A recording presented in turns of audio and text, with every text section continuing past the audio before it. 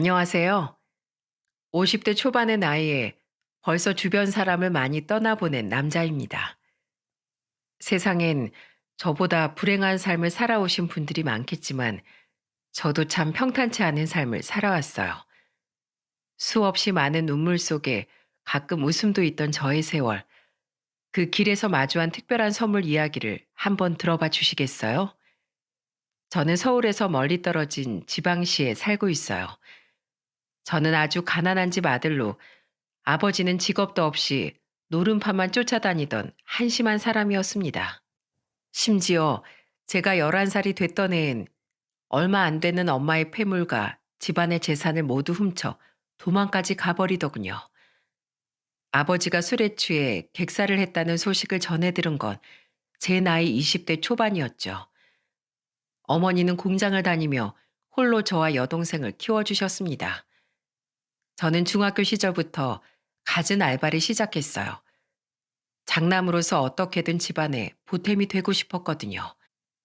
야, 넌 젊은 애가 늙은 아재들이랑 똑같이 일하려고 들어? 요령이 없으면 힘이라도 더 쓰란 말이야. 전단지, 신문 돌리기, 우유 배달과 중국집 배달 알바까지 전전하던 전 고등학교 3학년 때 건설 현장 일용직 일을 시작했습니다. 당시 제가 하던 일 중엔 가장 일당을 많이 쳐줬거든요. 그렇게 시작한 일을 쭉 해온 덕에 저는 나중에 작업 반장이라는 직책으로 현장에서 계속 일을 할 수 있었죠. 겨우 출석 일수를 채우고 고등학교를 졸업한 전 그때부터 본격적으로 건설 현장 일에 매진했습니다. 여동생 또한 고등학교를 졸업한 후 공장에 취업을 했죠. 잠시 몸이 아파 일을 쉬었던 어머니는 몸이 회복된 후 식당 일을 구해 다시 일을 나가기 시작하셨고요. 그래도 세 사람 모두 돈을 버니 전보다 삶다운 삶을 사는구나. 어머니, 이제라도 우리 세 식구 남들처럼 평범하게 맛있는 것도 많이 먹고 가끔은 좋은 곳 놀러도 다니면서 그렇게 살아요. 20대 초반부터 중반 사이 시절은 어느 때보다 마음이 평온했던 시기였어요. 우리는 열심히 돈을 모아 드디어 뜨거운 물이 제대로 나오지도 않던 옥탑방에서 빌라 전세 정도로 이사 갈 수 있게 되었습니다. 하지만 우린 결국 이사를 하지 못했어요. 부푼 마음으로 집을 알아보러 다니던 그때 건강에 이상이 생겼던 어머니는 위암 말기 판정을 받고 말았거든요. 오빠, 나 임신이래. 나 이제 어떡해?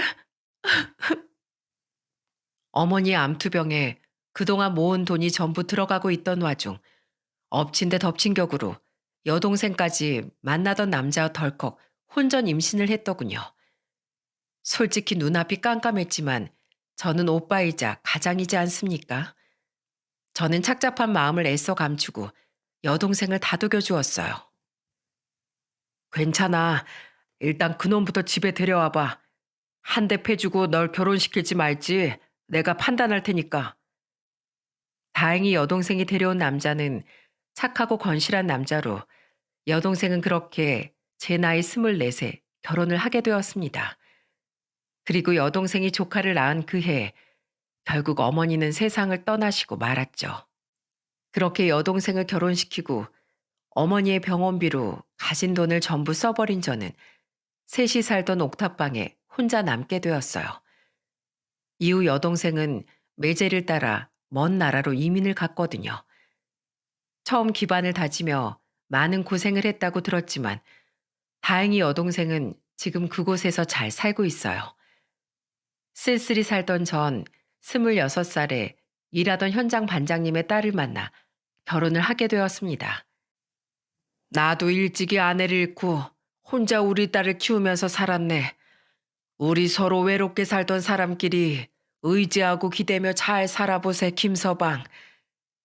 장인어른은 따뜻한 분이셨고 저는 생전 처음 기댈 수 있는 아버지가 생긴 것 같아 참 좋았어요. 아내 또한 조용하고 착한 사람이었죠.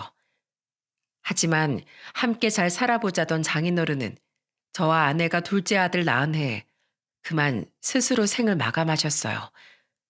후에 발견된 유서를 통해 우린 장인어른께서 지인에게 전 재산을 사기당했다는 사실을 알 수 있었죠. 그리고 우린 연기처럼 사라진 그 사람을 끝내 잡을 수 없었습니다. 크나큰 상실감과 억울함에 아내와 저는 한동안 수도 없이 눈물을 흘려야 했어요. 이후에도 불행은 끝도 없이 찾아왔습니다. 우린 두 아들에 이어 막내인 딸을 낳았는데 어릴 적부터 자주 앓았던 딸은 결국 척추가 휘고 한쪽 다리의 길이가 짧아지는 장애를 얻고 말았죠. 여보, 대체 왜 이렇게 인생이 힘든 거예요? 이 어린애가 장애인이라니 우리 선아 불쌍해서 어떡해요. 이럴수록 우리가 강해져야지. 우린 부모잖아, 여보. 당신한테 내가 있으니까 아무 걱정하지 마. 우린 잘할 수 있어. 저는 아내가 무너질까봐 무서웠습니다. 그래서 끊임없이 아내를 다독이고 위로했죠. 고맙게도 아내는 가정을 위해 힘을 내주었어요. 아내는 집에서 부업을 하며 아이들을, 특히 아픈 딸을 케어했고, 저는 몸이 부서져라 건설 현장을 뛰어다녔습니다. 오롯이 아이들을 잘 키우겠다는 일념 하나로 말이죠. 둘째 아들은 그런 부모의 노고를 알아주는 착한 아이였어요. 반면 큰아들은 부모의 마음을 알아주긴커녕 끝없이 세상을 비관하더군요. 공부라면 뭐예요? 그리고 제가 공부한다고 하면 남들처럼 학원 보내주고 가해시켜주고 다 하실 수 있어요? 없잖아요. 집이 이렇게 찢어지게 가난한데 엄만 맨날 선아한테만 붙어있느라 바쁘고 우리도 집에 오면 선아부터 챙겨야 하고 이렇게 힘들게 할 거면 우리 왜 낳으셨어요? 전 정말 이 집이 지긋지긋해요. 부모를 선택해서 태어날 수 있었다면 전 절대 두 분을 선택하지 않았을 거예요. 어떻게든 큰아들을 바로잡으려 애썼지만 큰아들은 계속해서 엇나가기만 했어요. 큰아들은 절도와 폭행으로 소년원을 들락거리다 결국 22이 되자마자 스스로 생을 마감하고 말았습니다. 당시 빠져있던 노름 때문에 주변에 수많은 빚을 진 채 말이죠. 억장이 무너졌지만 저는 무너져 있을 시간이 없었어요. 저는 가장이었으니까요. 저와 아내는 차마 아무 죄 없는 큰아들 주변인들의 돈을 떼먹을 수가 없어 살던 전셋집까지 빼서 빚을 전부 갚았습니다. 아버지, 저도 그냥 대학 포기하고 두 분 따라가서 돈 벌게요. 가족들이 이렇게 힘든데 저만 잘 살자고 서울로 올라갈 수는 없어요. 이 어려운 상황에 서울에 있는 대학까지 합격한 놈이 무슨 헛소리야? 내가 살면서 차라리 조금 더 고생할지언정 네 나이에 공부를 했어야 했다고 내가 얼마나 후회를 했는지 모른다. 잔말 말고 예정대로 기숙사 들어가서 살아. 이 아버지가 넉넉히 못해줘도 기숙사비랑 네 기본 용돈 정도는 어떻게 해서든 보내줄 테니까. 열심히 사는 거다 우리 아들. 포기하지 않고 살면 언젠가는 반드시 빛을 보게 될 거야. 그렇게 작은 아들은 서울에 있는 대학의 기숙사로, 남은 우리 세 식구는 다른 동네 월세방으로 이사를 하게 되었습니다. 그때 제가 48살이었죠. 그리고 전 새로 이사한 그 동네에서 평생 잊지 못할 이웃을 만나게 되었어요. 이사 옮겨? 안녕하세요, 할머니. 네, 저희 얼마 전에 이 집으로 이사 왔어요. 난 옆집 살아. 근데 무슨 일을 하길래 이 꼭두 새벽부터 집을 나서? 아, 전 건설 현장 작업반장으로 일하고 있어요. 지금 짓는 아파트 현장이 조금 멀어서 일찍 나왔어요. 그런 할머니는 이렇게 일찍 어디 가세요? 가게 열러 가. 요 아래 순댓국밥집이 있지? 거기가 내 가게야. 이웃 특가로 1,000원 싸게 해줄 테니까 굶지 말고 아무 때나 밥 먹으러 와. 젊은 사람이 뭔 피죽도 못 얻어먹고 다니는 사람처럼 삐쩍 꼴았어. 그 이웃은 바로 옆집 할머니였습니다. 월세집에 혼자 사신다던 할머니는 소위 말하는 욕쟁이 할머니처럼 입이 걸걸한 분이셨어요. 처음엔 할머니의 거친 말투에 당황했지만 몇 번 마주쳐 보니 그저 쑥스러워서 말씀을 부드럽게 못하시는 것 뿐이더라고요. 그렇게 할머니께 마음이 조금 열린 저는 이사를 한 지 한 달 뒤 퇴근길에 할머니의 식당을 찾아갔습니다. 할머니의 식당은 오래된 노포로 테이블이 5개밖에 없는 정겨운 분위기더군요. 아이 옆집 양반이구먼. 거 자주 오라니까 왜 이제 얼굴을 내밀어? 아무데나 앉아. 색시랑 그 휠체어 타고 다니는 딸은 같이 안 왔어?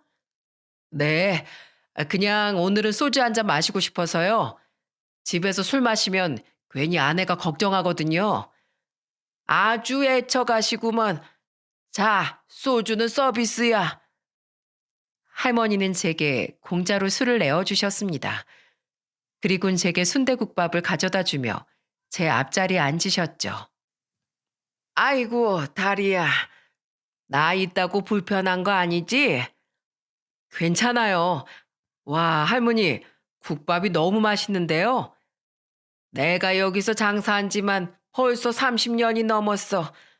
맛대가리 없었으면 진즉에 여길 접었겠지. 건설 현장에서 일하는 거 많이 힘들지? 원래 현장 일하는 사람들이 술을 그렇게 많이 먹더만. 일이야 괜찮아요. 일 특성상 지방에서 몇 달씩 지내는 일도 있고 현장을 계속 옮겨 다녀야 하니까 그게 가족들한테 미안해서 그렇죠. 왜? 아내랑 딸이 서운하대? 하긴 딸 몸이 영 불편해 보이더만 아직 학생인 것 같던데 학교는 안 다니는 거야? 가끔 보니까 매번 집에만 있는 것 같아서. 원래 작년까진 고등학교 특수반을 다녔는데요. 일반 반 애들한테 괴롭힘을 당했었나 봐요. 애가 몸은 불편해도 정신은 멀쩡하니까 크게 자괴감이 들었겠죠. 결국 대인 기피가 심해져서 지금은 집에만 틀어박혀 있네요. 다행히 작년에 검정고시는 통과했고요. 아직 꽃다운 19살인데, 제가 가족들만 더 붙어만 있었어도 딸이 그렇게 되는 일을 막을 수 있었을 텐데 너무 미안해요, 애한테. 그리고 혼자 딸을 돌보느라 지쳤을 아내한테도요. 자네 아내는 그럼 집에서 딸만 보고 있는 거야? 자주 밖에 나서는 것 같던데. 딸이 집에만 있게 되니까 등하교 시킬 일이 없어져서 지금은 근처 식당 일 구해서 하고 있어요. 이 나이쯤 되면 그래도 돈도 제법 모으고 아내랑 자식들 고생도 안 시킬 줄 알았는데 제 자신이 너무 한심하네요. 제 이야기를 누군가한테 털어놓은 적이 없었는데 할머니께서 물어보시자 말이 술술 나오더라고요. 아마 전 오래도록 누군가에게 제 인생에 대한 푸념을 하고 싶었던 것 같습니다. 젊은 사람이 뭔 한숨을 그렇게 쉬어. 있던 복도 다 달아나겠어. 가족들한테 미안해할 기운이 있으면 더 힘내서 살면 되는 거야. 나 다시 일하러 갈 테니까 냉장고에서 소주 더 꺼낼 생각은 하지도 말어. 할머니는 그런 제게 소주 한 병을 더 내어주며 호통을 치셨습니다. 저를 불쌍하게 여기지 않는 할머니의 태도에 마음이 편해지더군요. 그래서 그곳이 더 편하게 느껴졌을까요? 이후 저는 가끔씩 할머니 식당에 술을 마시러 가기 시작했어요. 할머니는 그때마다 제게 소주를 공짜로 주려고 하셨는데 저는 죄송한 마음에 꼭 테이블에 국밥과 술값을 올려놓고 도망치듯 나오곤 했죠. 제가 방문하는 시간마다 손님이 그닥 많지 않아 저는 할머니와 그동안 살아온 이야기 등 많은 이야기를 나눌 수 있었습니다. 한 번은 그날따라 몸이 피곤했는지 술 기운이 빨리 올라 저는 눈물까지 보이며 신세 한탄을 한 적도 있었죠. 할머니, 사는 게 왜 이렇게 힘들까요? 제가 앓는 소리라면 아내가 더 힘들어할까봐 차마 아내 앞에선 힘들단 말 한 번 제대로 못했어요. 그러고 보면 어렸을 때도 비슷했네요. 돌아가신 어머니에게도 제 여동생에게도 전 항상 괜찮다는 말만 했었죠. 할머니, 저는요, 우리 자식들만큼은 나중에 절대 고생 안 시키고 싶었거든요. 저한텐 우리 딸 말고도 아들이 둘이 있는데요. 착한 작은 놈은 지금 기특하게도 서울에서 대학을 다니고 있어요. 그 착한 놈이 자기 혼자 살기도 힘들 텐데 우리한테 자기 아르바이트 한 돈을 모아서 선물도 사주고 용돈이랍시고 돈도 보내주대요. 물론 그 돈은 안 쓰고 다 모아두고 있지만 애가 참 착해요. 부모가 잘 키웠으니까 자식도 착한 게지. 그럼 큰 놈은? 우리 큰애는 어렸을 땐 아버지 아버지 하면서 절 어찌나 졸졸 쫓아다녔는지 몰라요. 첫아이라 그저 금이야오기야 아주 귀하게 키웠죠. 근데 얼마 전에 스스로 목숨을 끊었어요. 다 제 탓이에요. 제가 능력 없는 가장이라 애를 가난에 시달리게 만들었어요. 집안이 얼마나 지긋지긋했으면 그 어린 놈이 자기 인생 망가뜨려가며 소년원을 들락거리고 그 어린 나이에 노름에까지 빠졌겠어요. 할머니, 사실 밖에서 객사한 제 아버지란 인간도 노름꾼이었거든요. 그래서 우리 큰아들도 노름에 빠졌던 걸까요? 제가 그 인간의 유전자를 물려받아서요. 그리고 우리 막내는 몸이 약하셨던 제 모친의 유전자를 제게 받아버린 걸까요?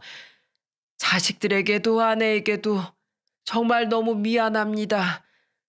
열심히 힘내서 살아가는 척하고 있는데 사실 전 매일 스스로가 죄인 같아서 괴로워서 참을 수가 없어요. 제 인생은 대체 왜 이렇게 불행하기만 할까요? 삶이 너무 고달파요, 할머니. 저는 결국 얼굴을 두 손으로 감싼 채 엉엉 울고 말았습니다. 처음으로 누군가에게 진심을 털어놓으니 감정이 복받쳤던 거겠죠. 제 이야기를 듣고 있던 할머니는 제 소주잔을 가져다 자신의 입에 술을 털어넣으셨어요. 그리고는 무거운 말투로 자신의 이야기를 해주시더라고요. 자넨 자식이 셋인가? 난 넷이었네.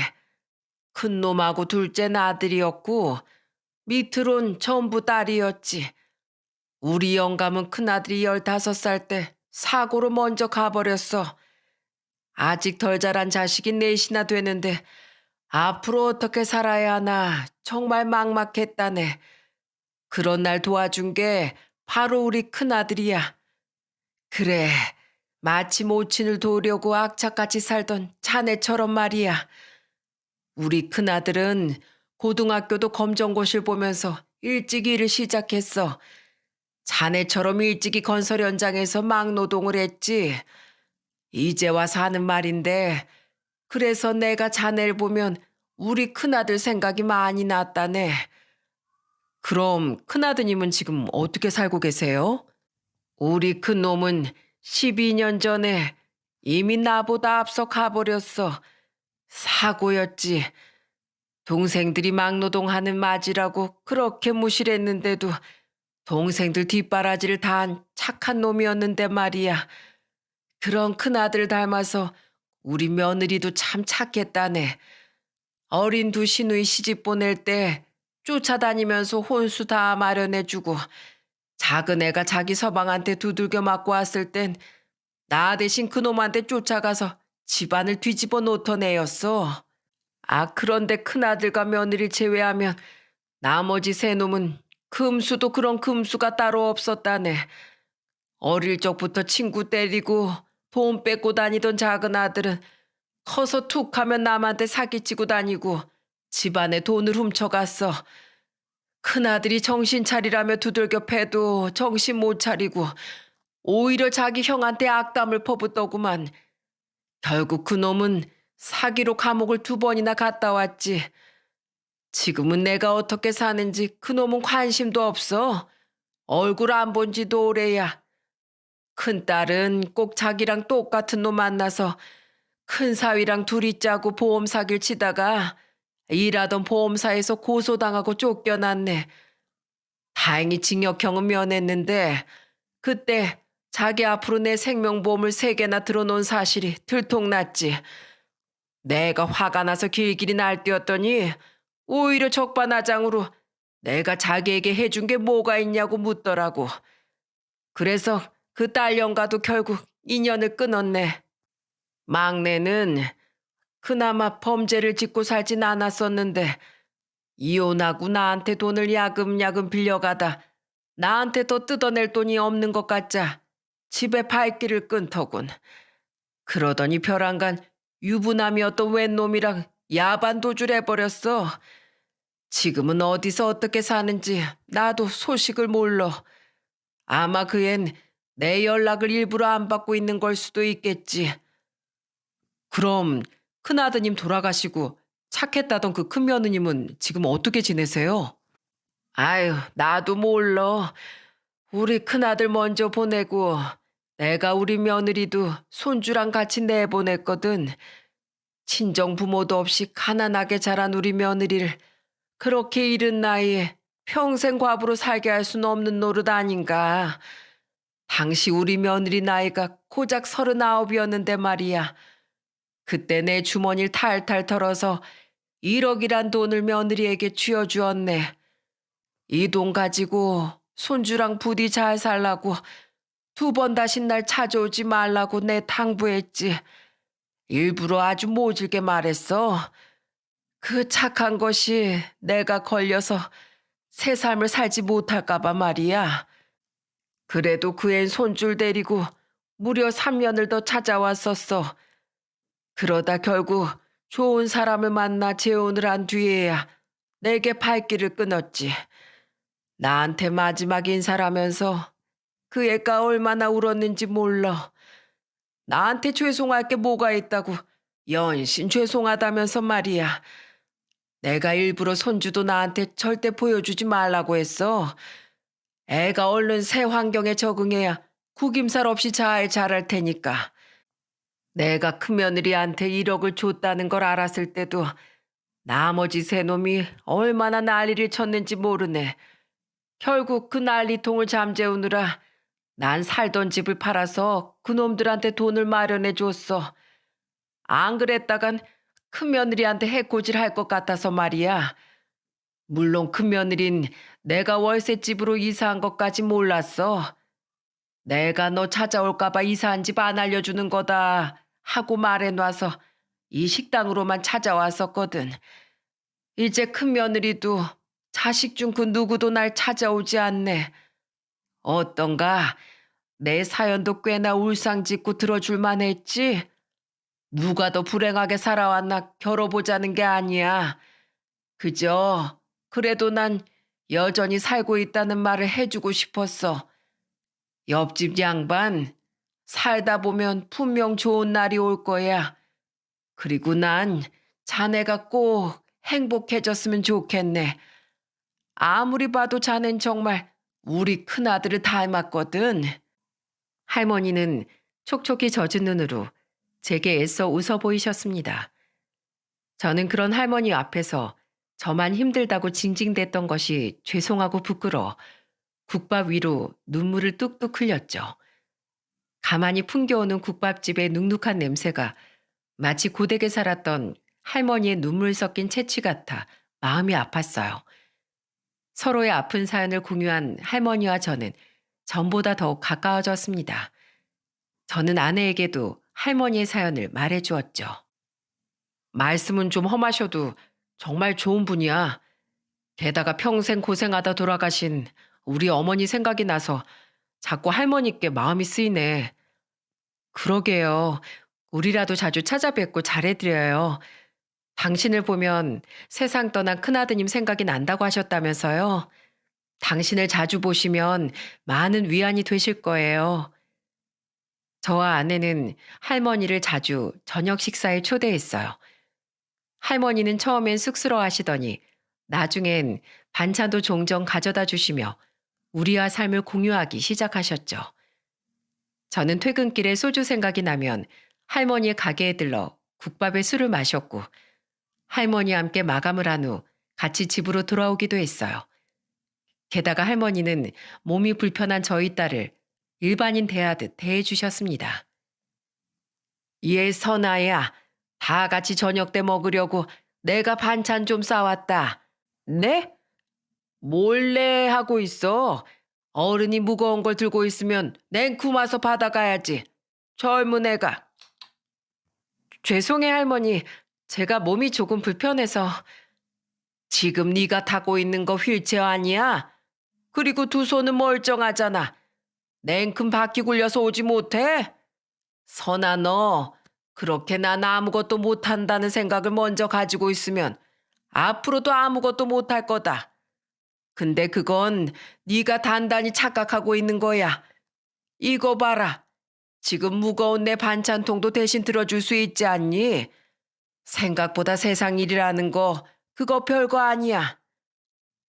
예, 선아야. 나랑 장 좀 보러 가자. 저랑요? 할머니가 절 보살펴 주실 수 있겠어요? 내가 힘들어 죽겠는데 너를 어떻게 보살펴? 노인네 고생시키려고 작정했어? 너 밖에선 전동 휠체어 타잖아. 너 알아서 숭숭 잘만 가겠구먼. 가서 장 본 거 네 휠체어에 좀 싣고 오자. 어차피 바퀴가 굴러가는 거지. 네가 짐 드는 건 아니잖아. 가자 얼른. 처음엔 딸이 할머니를 불편해하면 어쩌나 했는데 딸은 그런 할머니를 오히려 좋아하더라고요. 집에만 틀어박혀 있던 딸은 옆집에 할머니를 보러 가겠다며 목발을 짚고 집 밖에 자주 나서기 시작했어요.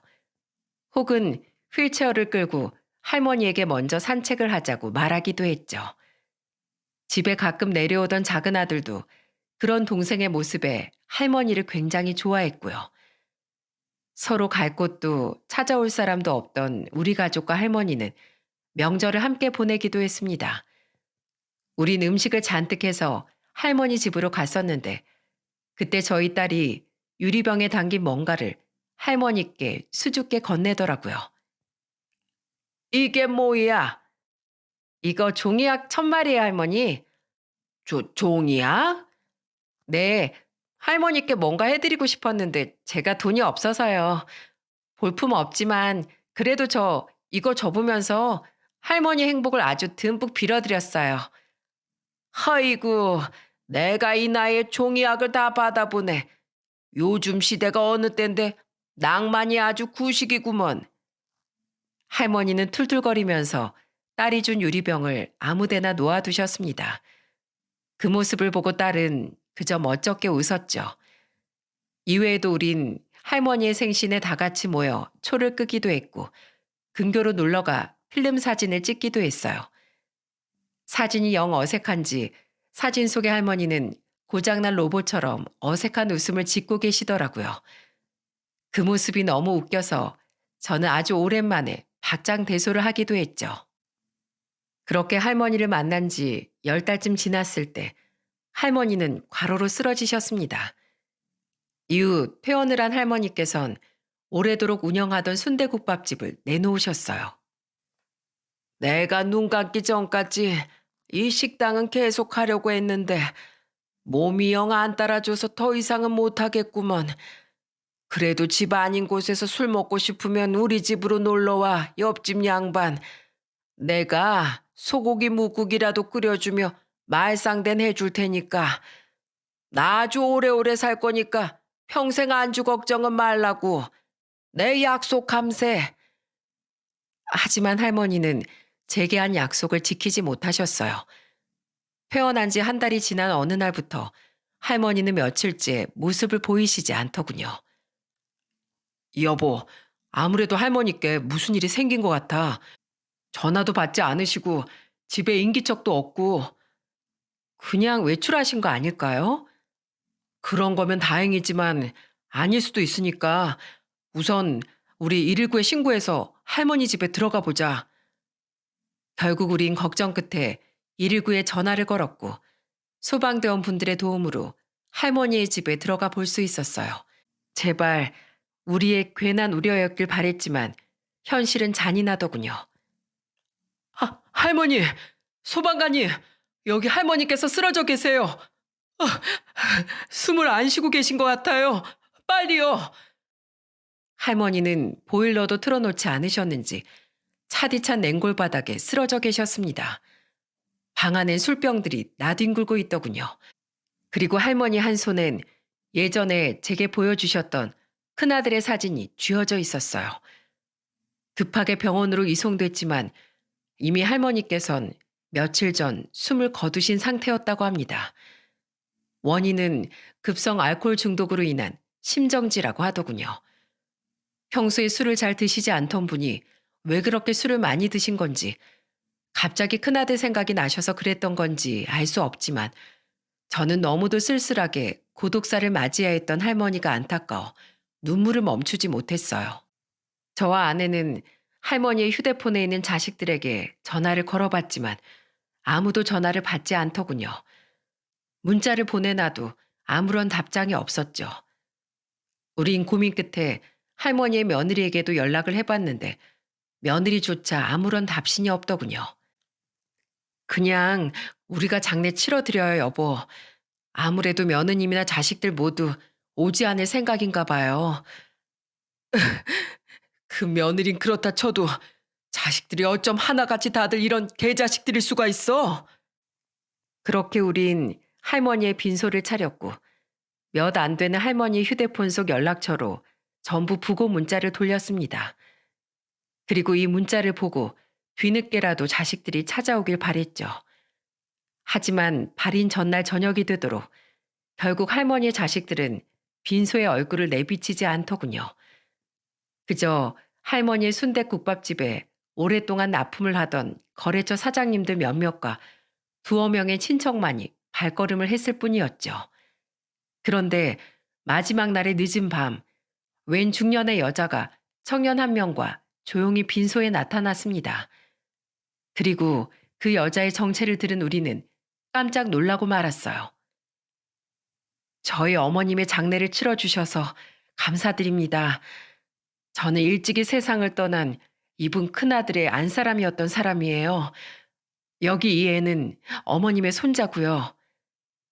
그 사람은 바로 연락이 되지 않던 할머니의 며느리와 손주였던 겁니다. 자식들이 아무도 오지 않았다는 이야기를 들은 할머니의 며느리는 할머니의 영정사진 앞에서 절을 하다 그만 울음을 터뜨리더군요.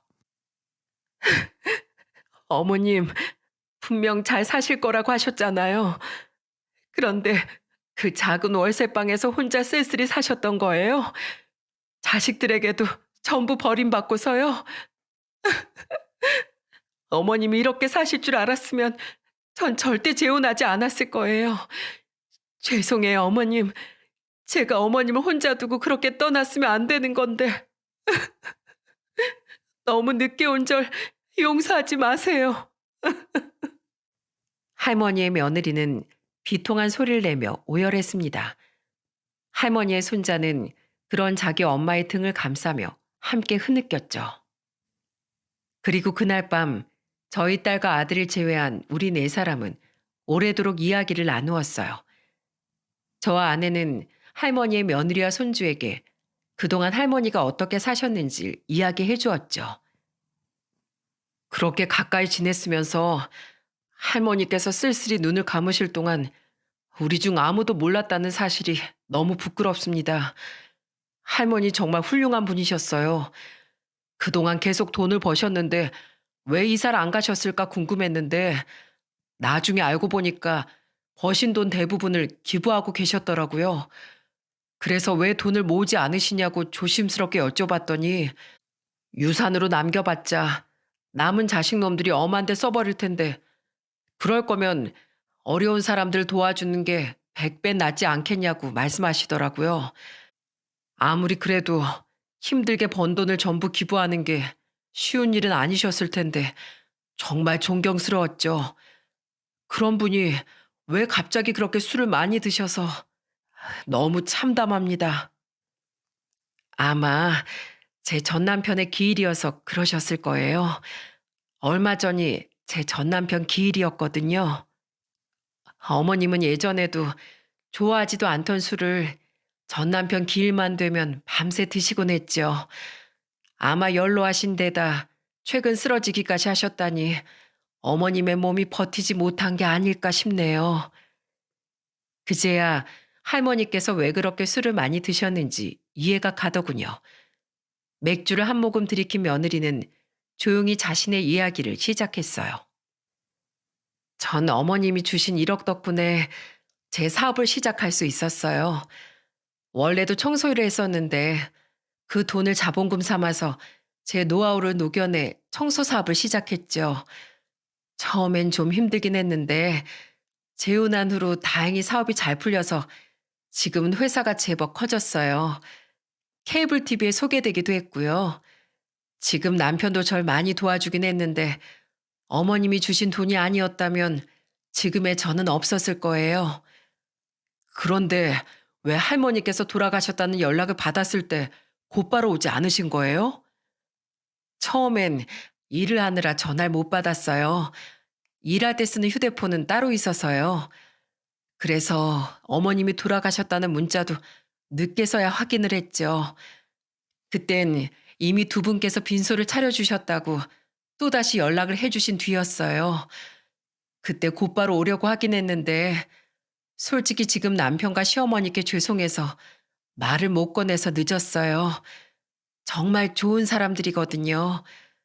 한 번 아픔이 있는 절 진심으로 감싸 안아주고 친아들 신손주도 아닌 제 아들을 오히려 저보다 더 많이 아껴주는 그런 사람들이요. 근데 하필 오늘이 지금 시어머니의 팔순이었거든요. 결국 속 끓이다가 시어머니와 남편에게 장례식장에 가봐야겠다고 털어놨는데 엄청 혼났어요. 그걸 왜 이제야 말하냐고요.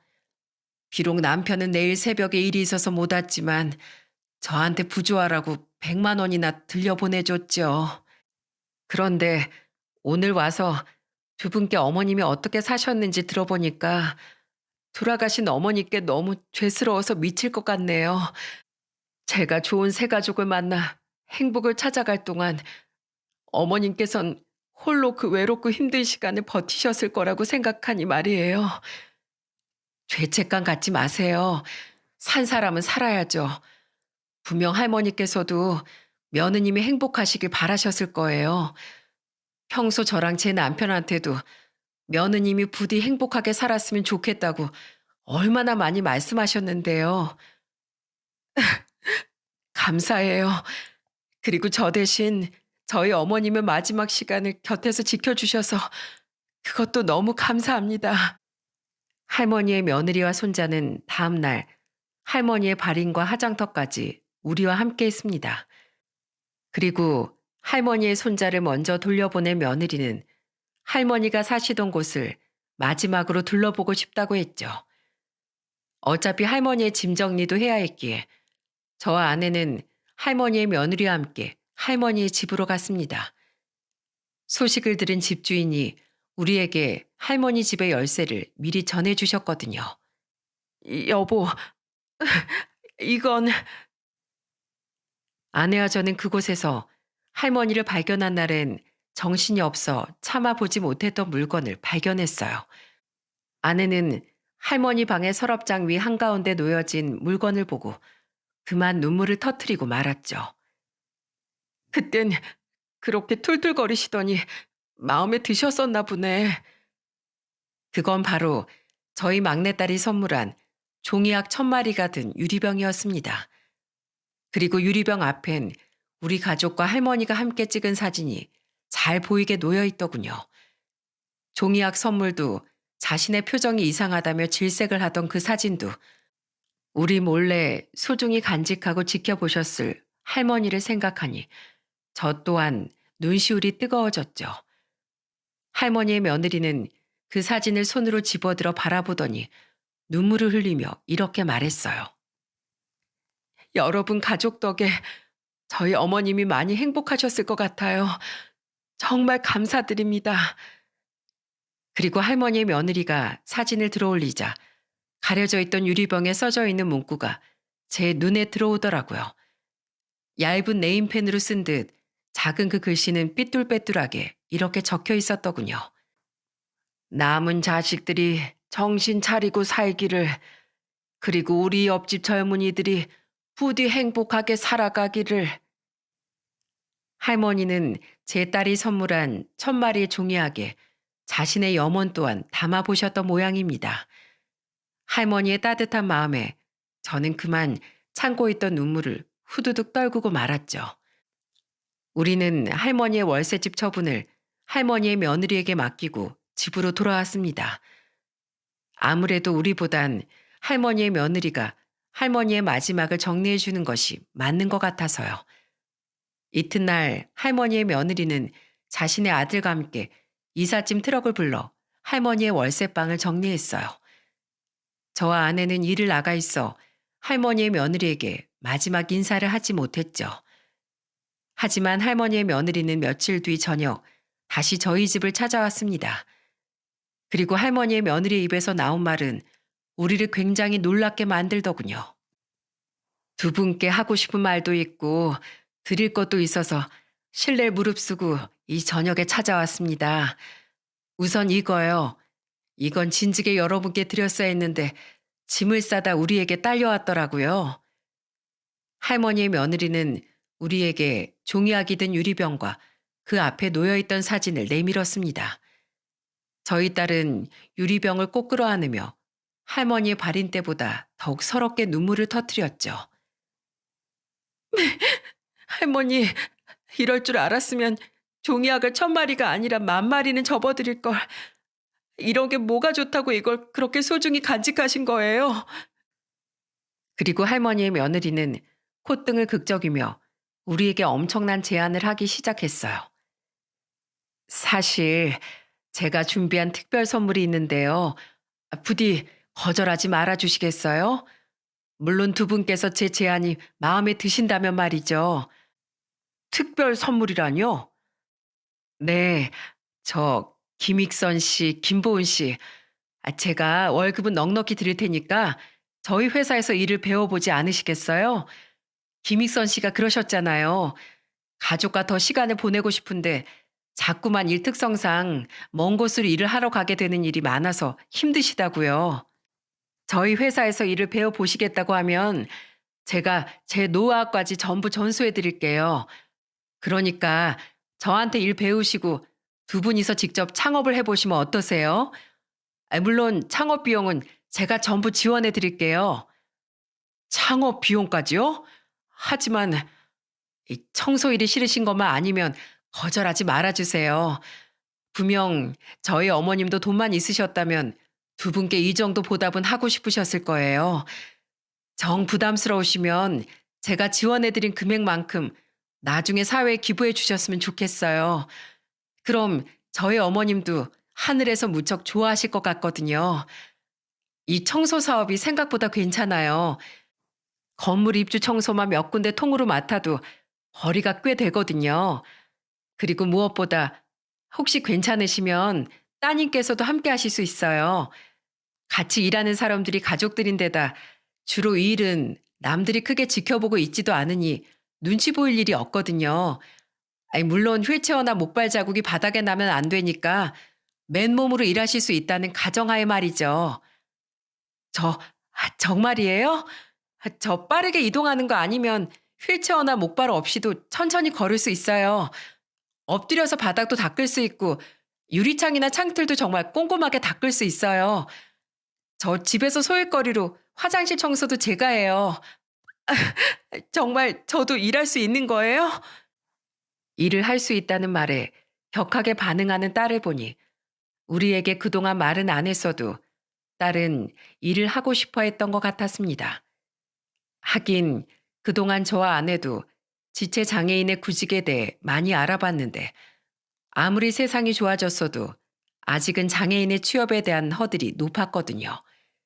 게다가 아직 세상을 두려워하던 딸에게 가족과 함께 일을 할 수 있다는 말은 더없이 달콤했겠죠. 딸에게까지 생각이 미치자 저는 제안을 거절할 수 없었습니다. 저는 기적처럼 찾아온 기회에 눈물을 흘리며 할머니의 며느리에게 감사 인사를 했죠. 정말 그 큰 도움을 저희가 받아도 되는 겁니까? 정말 감사합니다. 감사해요. 며느님은 정말 우리의 은인이십니다. 아니에요. 제 감사한 마음에 비하면 한참 모자란 보답인걸요. 그래도 일은 일이니 열심히 배우셔야 합니다. 선아 씨는 원룸이나 작은 현장 위주로 두 분이랑 같이 파견 보내드릴게요. 저에게도 현장에서도 열심히 배우셔서 꼭 부모님과 함께 창업하시길 바래요. 그렇게 저와 아내는 청소일을 시작하게 되었습니다. 비록 저희 딸은 몸이 불편해 현장엔 자주 나오지 못했지만 집으로 돌아온 우리 딸에게 배운 것들을 열심히 알려주었죠. 나중에 듣기를 할머니의 남은 세 자식은 며느리를 찾아와 할머니의 유산을 내놓으라고 요구했었다는군요. 어머님의 유산이래봤자 원룸 월세 보증금하고 약간의 돈이 전부였는데 어머님 장례식에도 안 온 인간들이 그걸 글쎄 털어가려고 왔더라고요. 참 한심한 사람들이죠. 그냥 줘버릴까 하다가 약이 올라서 제 아들이 받을 수 있는 비율만큼의 돈은 빼고 던져줬어요. 어차피 소송하면 다 그 인간들이 받게 될 돈이니까요. 그거 다 합해봐야 1,000만 원도 안 되는데 서로 한 푼도 안 뺏기겠다고 쌓아놓은 꼴이 얼마나 한심하던지 돌아가신 어머님이 장례식장에서나마 그 모습을 못 보신 게 차라리 다행이라고 생각했네요. 저와 아내는 1년 뒤 할머니의 며느리의 도움으로 정말 창업을 할 수 있었습니다. 그때부터 저희 딸도 본격적으로 저희와 함께 일을 하기 시작했죠. 몸이 불편해 남들보다 힘이 배로 들었을 텐데 딸은 뭐가 그렇게 즐거운지 구슬땀을 흘리면서도 밝게 웃더라고요. 저를 세상 밖으로 꺼내줬던 건 할머니였어요. 거기다가 할머니의 며느리 도움으로 이렇게 일까지 시작하게 됐으니 할머니는 다시 없을 제 은인이세요. 제가 이렇게 일을 하고 있는 모습을 보셨다면 진심으로 기뻐해 주셨을 텐데. 글쎄, 기뻐해 주시긴 했겠지만 선아 널 따라다니면서 여기가 더럽다, 저기도 좀 닦아라, 젊은 애가 왜 그렇게 꼼꼼하지 못하냐, 이렇게 잔소리를 하시지 않았을까? 제 농담에 아내와 딸은 웃음을 터뜨렸습니다. 하지만 우리 가족은 딸의 말처럼 진심으로 할머니와 할머니의 며느리를 우리의 은인으로 생각하고 있죠. 우린 창업을 한 지 1년 뒤 그 월세방에서 작은 빌라를 매매해 이사를 할 수 있었는데 이사를 마친 후 딸이 제일 먼저 한 일은 할머니의 종이학 유리병을 자기 방에서 제일 잘 보이는 곳에 올려놓는 일이었어요. 그리고 할머니와 모두 함께 찍은 사진은 딸의 침대 머리맡에 액자에 담겨 소중히 보관되고 있죠. 그리고 우리 아들은 내년에 대학교 4학년이 됩니다. 어느덧 창업 2년 차가 된 우리 회사는 지역에서 제법 입소문이 나 현재는 매출이 많이 올랐어요. 덕분에 우린 기숙사에 살던 아들에게 월세지만 원룸도 얻어줄 수 있었고 그동안 받은 학자금 대출금도 전부 갚아줄 수 있었죠. 게다가 앞으로 남은 두 학기 등록금 또한 부담 없이 아들에게 지원해 줄 수 있어 정말 너무도 기쁘답니다. 저는 이 기적이 그냥 찾아왔다고 생각하지 않아요. 어머니, 아버지. 두 분이 그동안 선하고 성실하게 사셨기 때문에 그 보답으로 이런 기적이 찾아온 거라고 생각해요. 저 두 분을 본받아서 앞으로도 더 열심히 더 베풀며 살게요. 저는 두 분이 정말 존경스러워요. 우리 아들은 날이 갈수록 어쩜 이렇게 말도 예쁘게 하는지 몰라요. 우린 우리에게 이런 큰 기회를 베풀어준 할머니의 며느리에게 주기적으로 안부 인사를 하며 명절이나 생일, 그리고 분기마다 선물을 보내곤 합니다. 아무래도 전 시어머니와 관련된 사람들이니 자주 만남을 갖는 건 할머니의 며느리가 현재 가족에게 미안해할 것 같아 이렇게나마 감사함을 표하고 있죠. 이렇게 전에 없을 여유와 행복을 누리며 살다 보니 요즘 들어 먼저 세상을 떠난 큰아들 생각이 많이 납니다. 가난과 현재의 불행을 견디지 못하고 크게 탈선을 한 나머지 스스로 생을 마감했던 안타깝고 못난 우리의 첫 아이가 말이죠. 조금만 꾹 참고 기다려줬더라면 부모로서 더 나은 미래를 선물해 줄 수 있었을 텐데 뭐가 그렇게 조급했던 건지 가끔은 큰아들이 원망스럽기도 해요.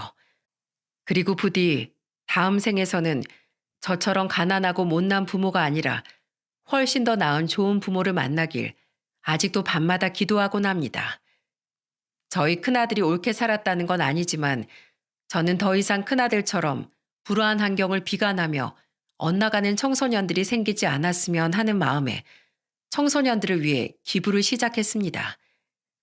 자신에게 창업 자금을 갚는 대신 사회에 기부를 해줬으면 하는 할머니의 며느리의 말이 생각나기도 했고요. 이렇게 저와 아내는 앞으로도 저희 딸과 함께 사업을 잘 키워나가며 꾸준히 기부하는 삶을 살 생각입니다. 할머니와의 소중한 추억을 평생 가슴에 간직한 채로 말이죠. 여러분, 저는 많은 분들에게 용기와 응원의 말을 전하고 싶어서 이렇게 사연을 보내게 되었습니다. 저는 선행과 베품은 메비우스의 띠처럼 돌고 도는 것이라고 생각해요. 개인의 선행은 누군가의 베품이 되어 다시 자신에게 돌아올 거라고 말이죠. 그러니 많은 분들이 먼저 눈을 감은 저희 큰아들처럼 너무 이르게 포기하지 말고 어떻게든 열심히 버티며 살아가셨으면 좋겠어요. 이타적인 시선을 가지고 선하게 살아가다 보면 언젠간 분명 저희에게 왔던 것과 같은 기적이 여러분을 찾아갈 테니까요. 그럼 남은 연말엔 수많은 행복이 여러분을 찾아가길 빌며 이만 사연을 마치겠습니다. 감사합니다.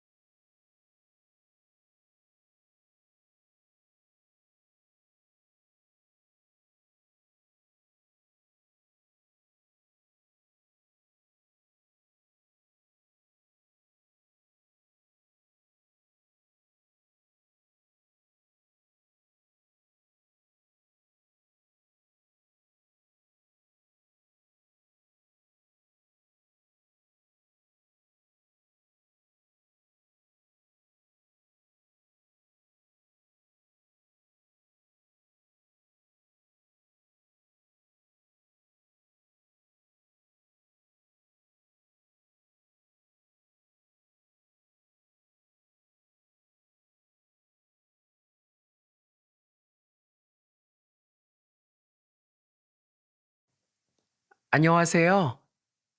여러분, 칼로 흥한 자, 칼로 망한다는 말 들어보셨나요? 저는 얼마 전 돈으로 흥한 자, 돈으로 망한 꼴을 아주 제대로 보았답니다.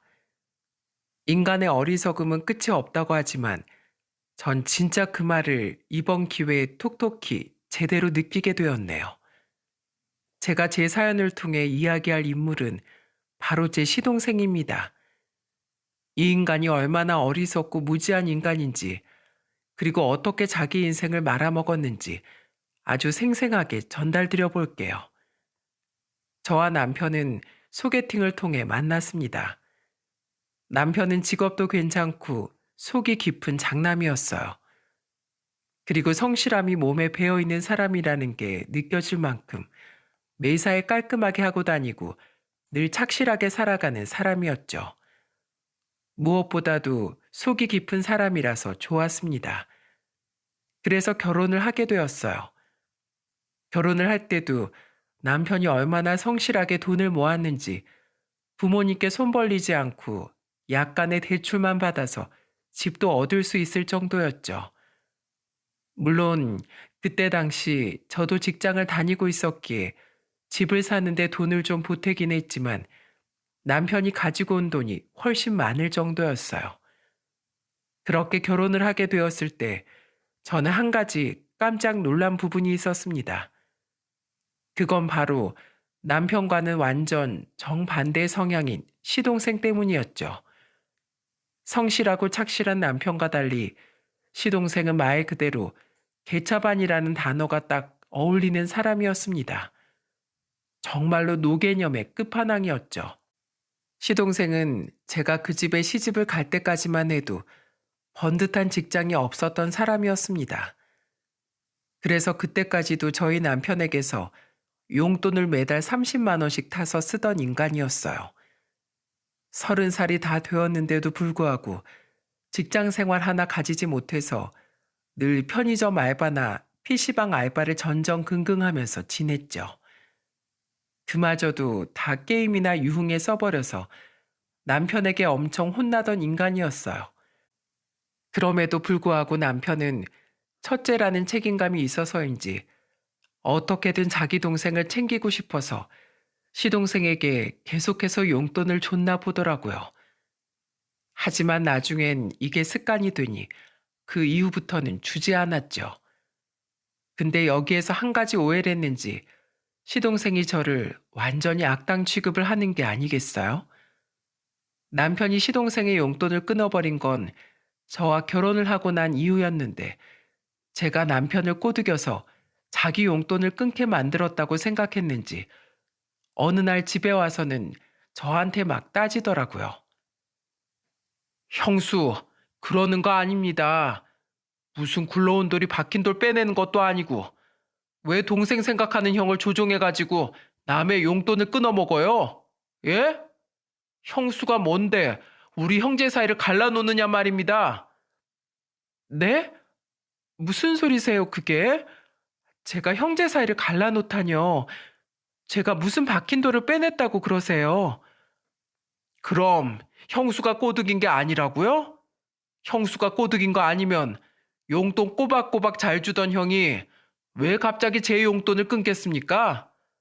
이게 다 형수가 꼬드겨서 그런 거 아니에요? 네?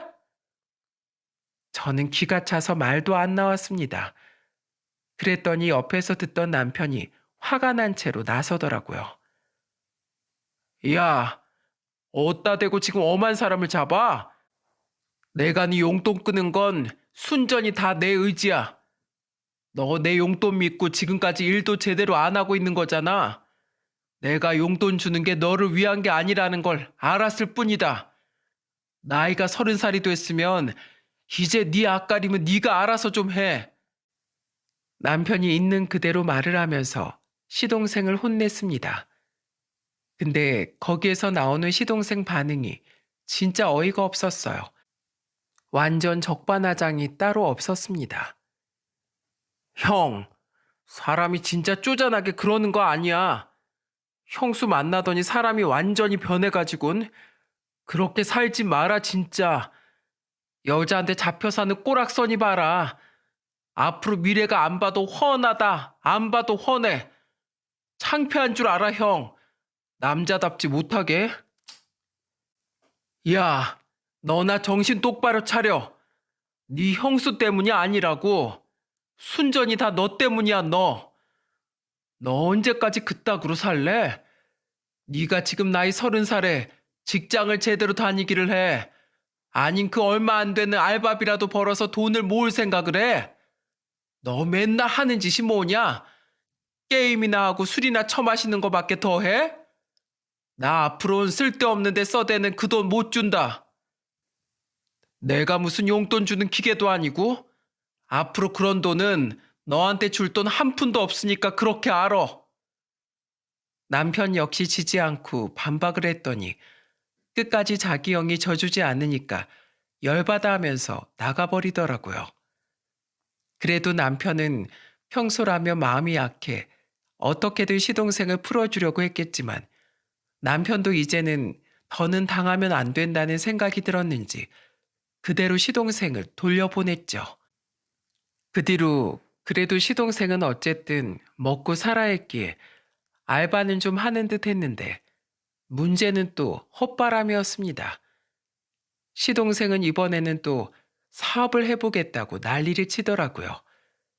그러면서 저희한테 와서는 돈을 달라고 하는 게 아니겠어요? 형, 나 이번에는 사업을 좀 해볼까 싶어.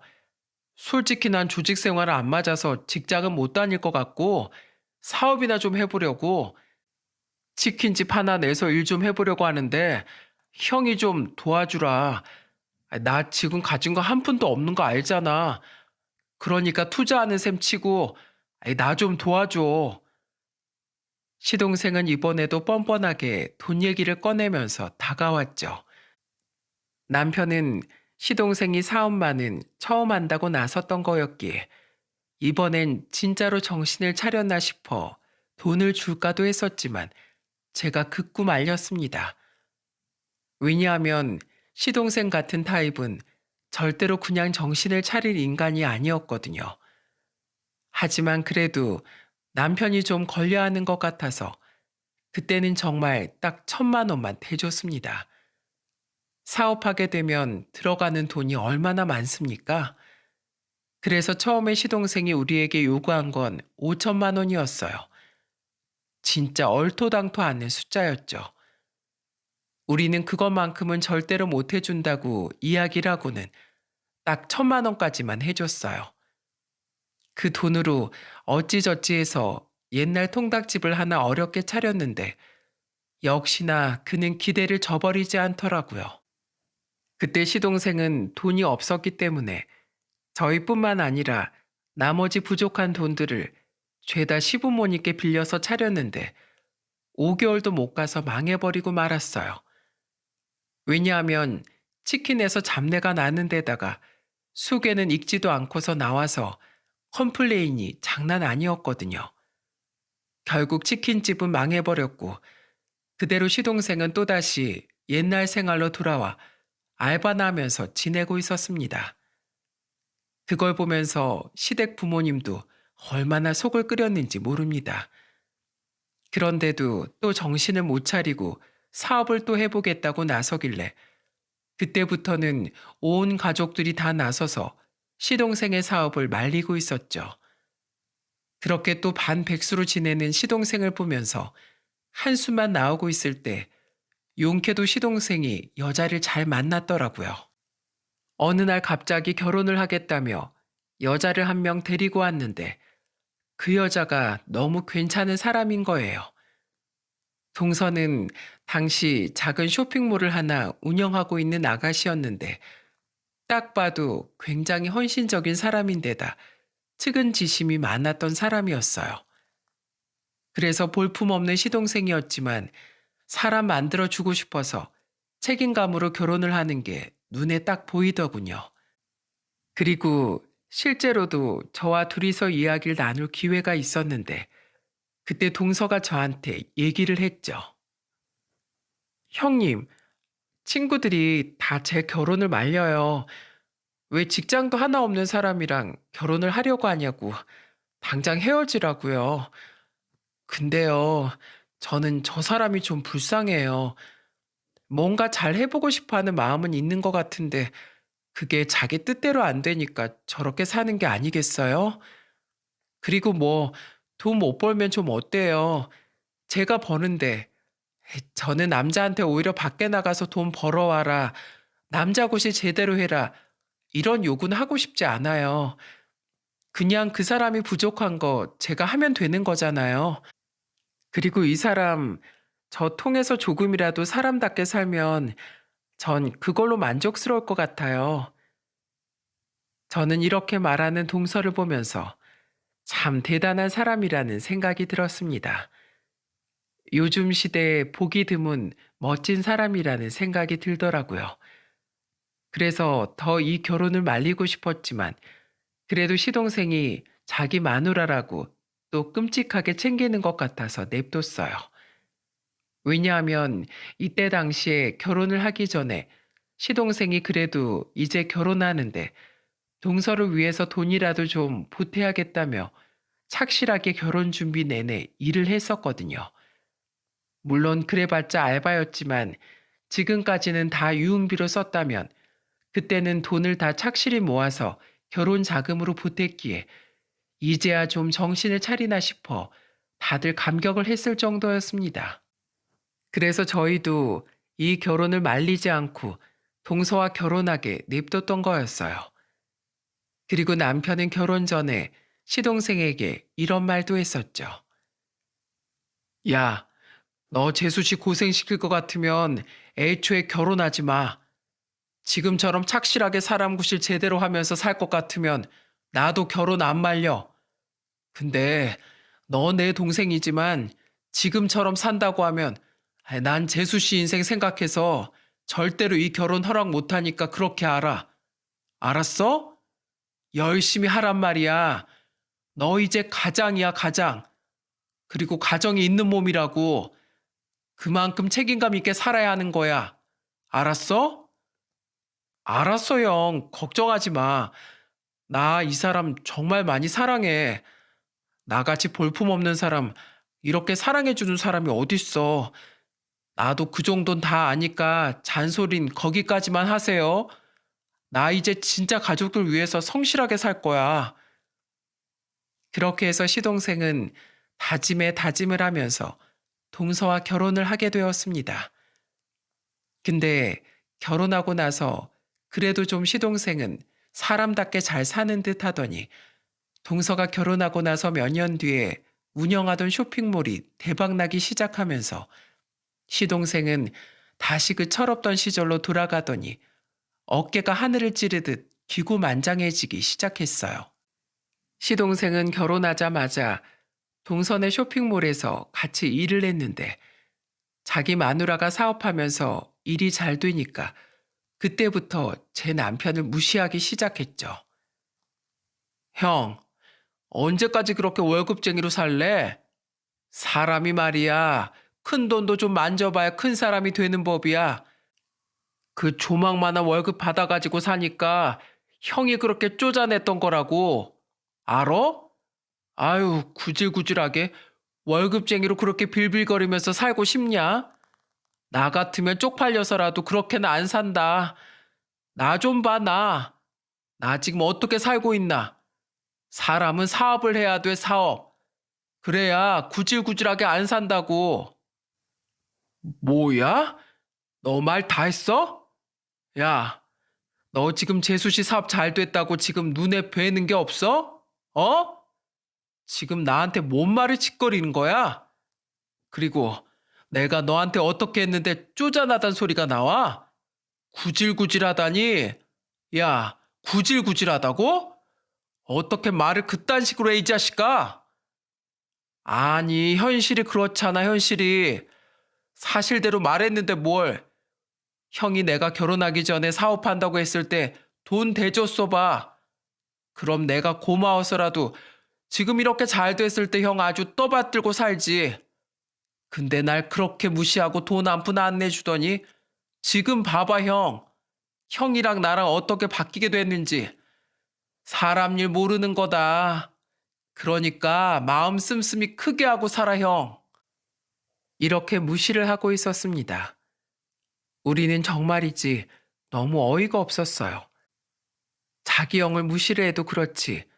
어떻게 30살까지 용돈 줘가며 뒷바라지한 자기 형한테 그런 말을 할 수 있는지 도무지 이해가 안 되더라고요. 하지만 시동생은 거기에서 그치지 않았어요. 그 이후로도 계속해서 남편을 무시해댔죠. 그때는 또 다른 날에 모였던 날이었어요.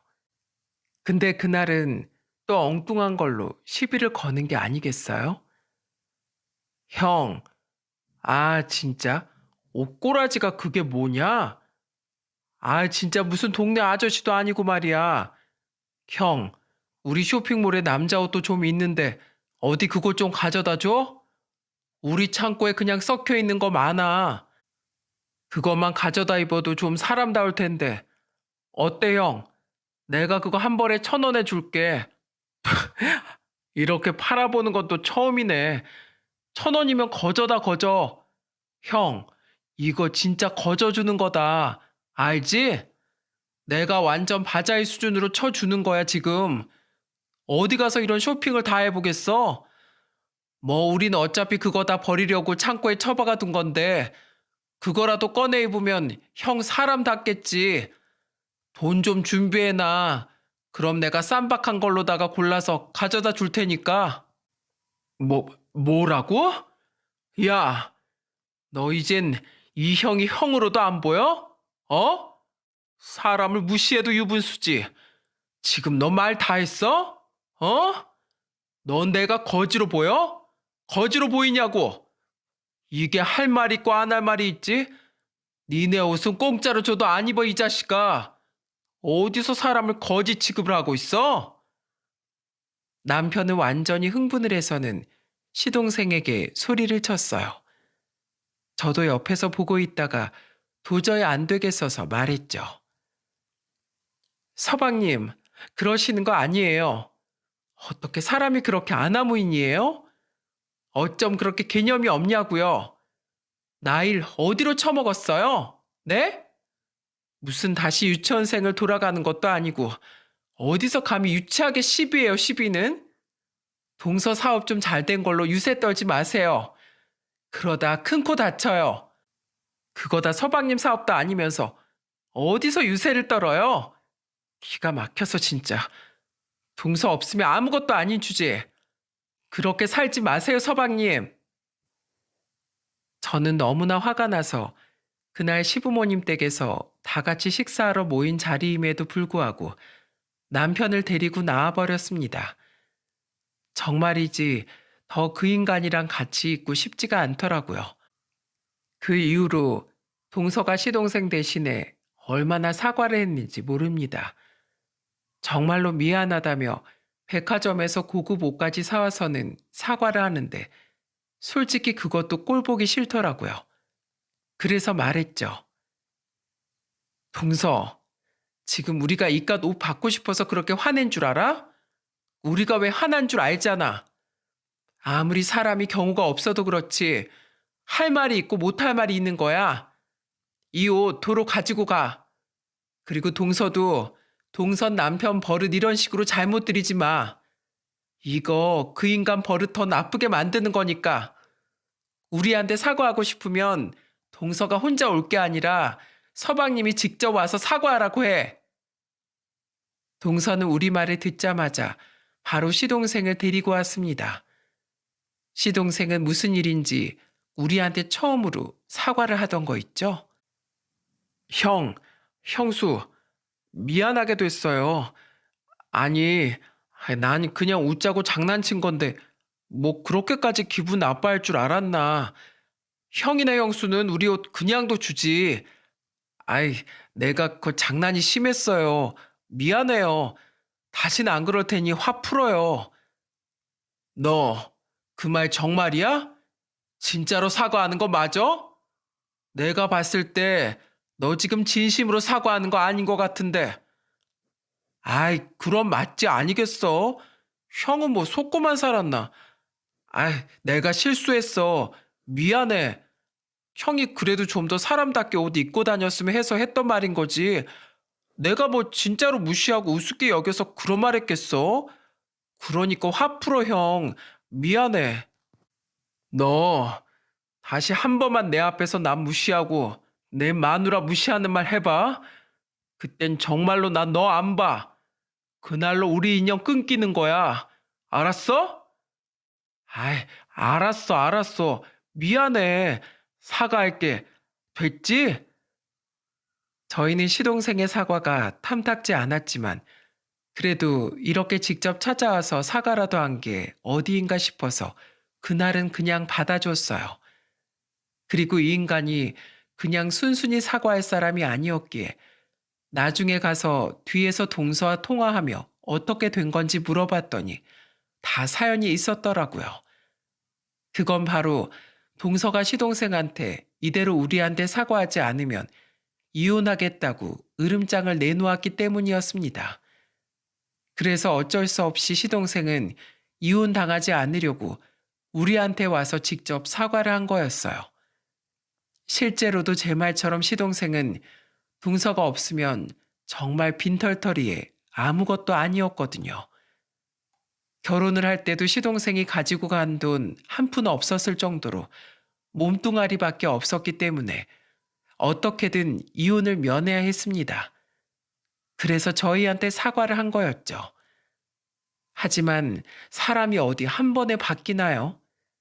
시동생은 그 이후로도 여전히 우리를 무시했죠. 특히나 시아버지 생신 때 또 한 번 우리를 무시하는데 정말 속에서 열불이 나 죽는 줄 알았습니다. 시아버지 생신 때 다 같이 모여서 밥을 먹고 선물을 드리는데 저희는 시아버지 구두와 용돈을 준비를 했었어요.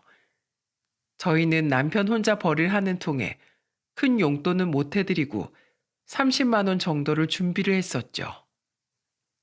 근데 거기에서 시동생이 완전히 우리를 깔아뭉개더라고요. 왜냐하면 시동생네는 용돈으로 200만 원을 준비했기 때문이었습니다. 그러면서 하는 말이 아주 가관이었죠. 아유, 형. 딱 봐도 저거 금액 얼마 안 되네. 저 쥐꼬리만한 거 들여가지고 뭐 어디 밥이라도 한 끼 잡수겠어? 아버지, 우리는 통 크게 쏩니다. 두둑히 용돈 넣었으니까 어머니랑 같이 식사도 하시고 하세요. 필요한 것도 사시고 하시고요. 그리고 형, 나한테까지 쪼잔하더니 어떻게 이젠 부모님한테까지 그렇게 쪼잔하게 굴어? 뭐 얼마 넣었어? 기껏해야 뭐 몇십만 원 넣었겠지. 아유, 짜다 짜. 어우, 소금탕이네 완전. 이래서 마누라 잘 만나는 게 중요해. 우리 마누라 봐. 이렇게 우리 집에 들어와서 복동이 노릇 톡톡히 하잖아. 근데 형수를 좀 봐. 형수는 대체 이 집안에 와서 한 게 뭐예요? 뭐, 애 둘 낳은 거? 주부로 있으면서 우리 형 등골 빼먹는 거? 그렇게 살지 마세요. 요즘은 다 여성들도 돈 벌고 집안일 하면서 육아 잘만 합디다. 뭐하러 그렇게 극성맞게 사는지 원? 여성시대 몰라요? 여성시대. 시동생은 시부모님까지 다 있는 자리에서 남편도 모자라 저까지 무시를 해댔습니다. 그 말을 듣는데 제가 솔직히 얼굴이 다 후끈거리더라고요. 솔직히 시동생이 한 말이 맞았기에 할 말이 없었죠. 근데 다행히도 거기에서 저희 편을 들어주는 사람이 있었습니다. 그건 바로 시아버지셨죠. 시아버지는 시동생이 하는 말을 듣자마자 얼굴이 울그락불그락해지면서 바로 시동생에게 아무도 생각 못한 짓을 하시던 거 있죠? 그건 바로 시동생이 건네준 용돈 봉투를 시동생 면전에다가 던져버리는 거였습니다. 헉! 아야! 아버지, 뭐 하시는 거예요 지금? 그걸 왜 던지세요? 아프지 않아요? 이 아이놈아, 네가 지금 감히 네 형이랑 형수한테 뭐라고 짓거리는 거냐? 어? 네 형이 널 어떻게 키웠는데 우리보다도 더 끔찍하게 널 생각했던 놈이야. 근데 배은망덕하게 감히 네 형을 무시해? 네 영수를 함부로 대해? 난 네 돈 필요 없다. 네 그 썩어 빠진 생각으로 주는 돈이라면 난 1억을 줘도 싫어. 도로 가지고 가 이놈아. 난 우리 큰아들이 주는 돈이 훨씬 귀하다.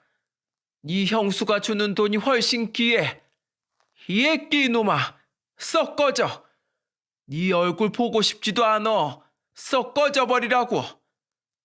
예? 아버지, 왜 그러세요 대체? 왜 그러긴. 이 배은망덕한 것 같으니라고. 아무짝에도 쓸모없는 거. 넌 사람도 아니야. 네 얼굴 꼴도 보기 싫다. 얼른 안 가? 급기야 시아버지는 시동생을 그 자리에서 쫓아내 버리셨습니다. 울며 겨자 먹기로 쫓겨난 시동생은 억울해하면서 떠나버렸죠. 역시나 그 뒷수습은 또 동서의 몫이었어요. 그날 이후로 한동안은 시동생네는 시댁에도 찾아갈 수 없었습니다. 겨우 동서가 빌고 빌어서 시부모님의 용서를 받아내서 그제서야 다닐 수 있었죠. 근데도 진짜 시동생은 강적 중에 강적이었습니다. 그렇게 혼나도 무시하는 강도가 점점 커지더니 어느 날은 시동생 때문에 거의 분노할 일이 또 생겨버렸거든요. 이번에는 명절에 시댁에 다 같이 모여서 시부모님은 먼저 들어가서 주무시고 형제들끼리 다 모여 술을 마시고 있는데 술이 마침 딱 떨어졌었어요. 그때 기회를 안 놓치고 거나하게 취한 시동생이 노개념 짓을 제대로 해버렸죠. 술 떨어졌네. 아유 참, 이걸 누가 갔다 온대? 여보, 여보랑 나랑 갔다 오자. 시동생의 말을 듣자마자 동서가 얼른 나서서는 둘이 나가 술을 사오자고 하더라고요. 근데 거기에서 시동생이 동서의 말을 싸그리 무시한 채 미친 짓을 했습니다. 에이, 우리가 가긴. 난 귀찮아서 못 가겠고 대신 돈으로 줄 테니 형이 좀 갔다 와. 원래 물주는 움직이는 게 아니야. 자, 여기 10,000원. 내가 인심 크게 썼다. 갔다 와라 형. 시동생은 이 말을 하자마자 주머니에서 10,000원짜리를 꺼내더니 남편 티셔츠에 있는 가슴팍 주머니에 10,000원을 찔러 넣더라고요. 저는 그 모습을 보면서 경악을 했습니다. 근데 여기까지도 기가 찬데 한마디를 더 하는 게 아니겠어요? 어이, 갔다 오라고. 그걸로 깎아도 좀 사오고 술도 사와. 아, 참. 10,000원으로 안 되나? 하긴 요즘 물가가 10,000원 가지고는 아무것도 못 사지. 자, 그럼 어디 보자. 내가 남는 게 돈이니 어디 한번 찔러 줘볼까? 자, 얘따 50,000원.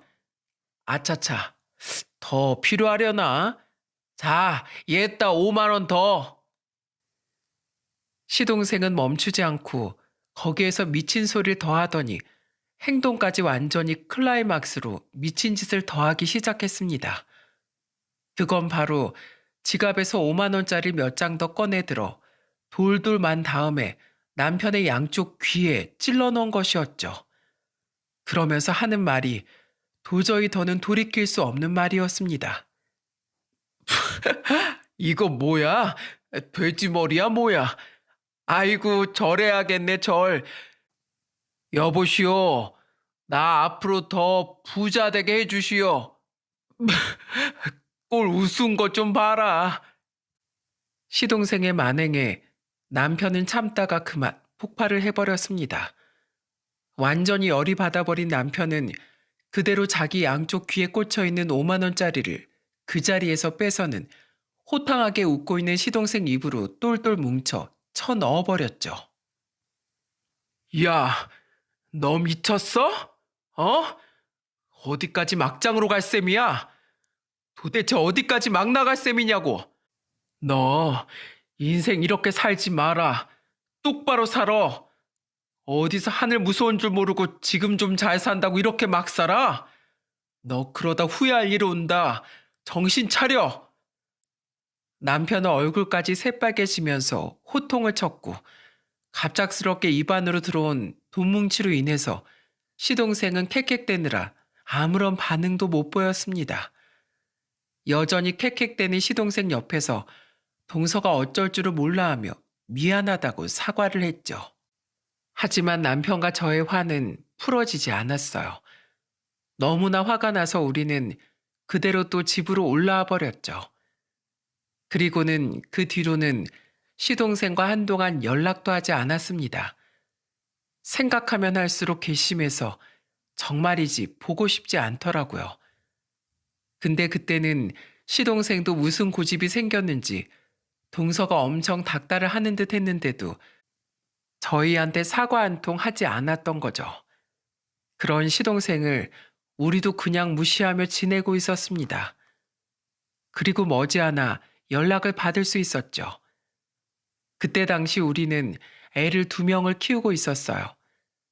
초창기에는 저도 함께 일을 하긴 했지만 육아를 시작하면서 남편도 저도 아이에게 집중하자는데 의견이 모아져서 남편만 일을 하고 있는 상황이었죠. 물론 저도 육아와 살림을 하는 일이 쉬운 것은 아니었습니다.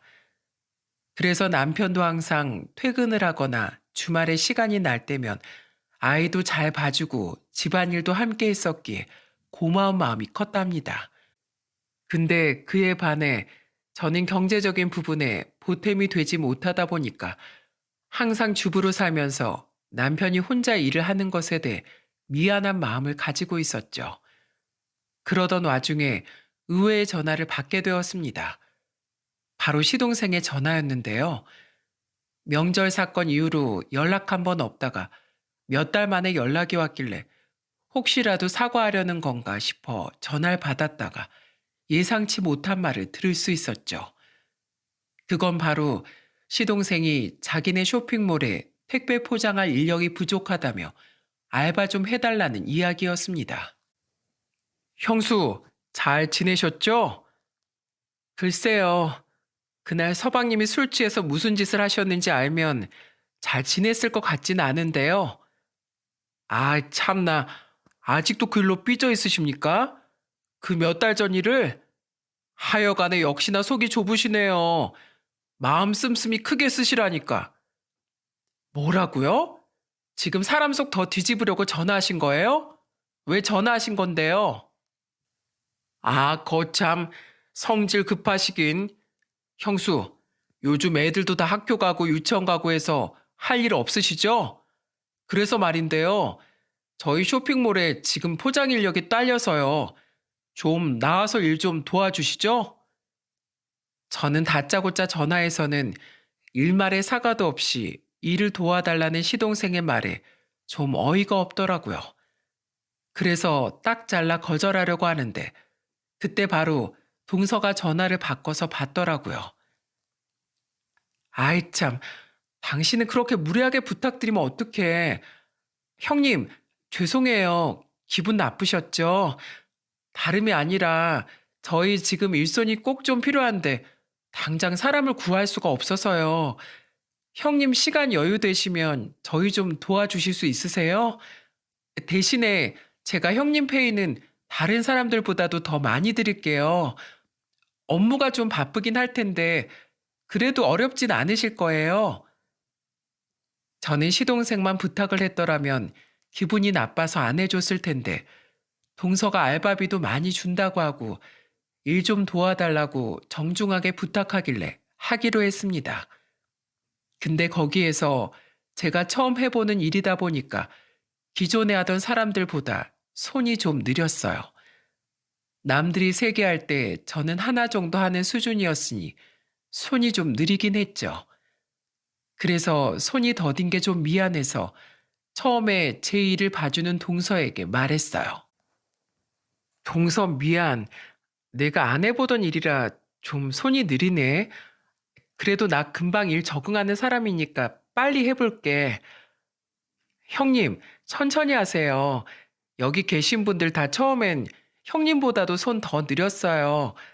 근데 하다 보니 이렇게 빨라진 거지. 그러니까 부담 가지지 마시고 천천히 익히면서 하세요.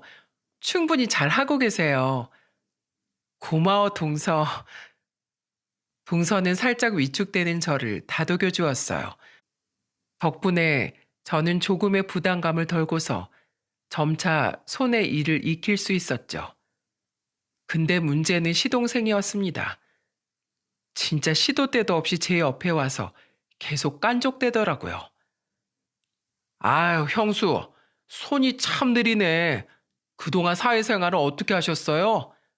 그 전에 주부로 있기 전엔 형수도 일 다니지 않았었어요? 거참 신기한 회사네. 이렇게 손 느린 사람도 써주고.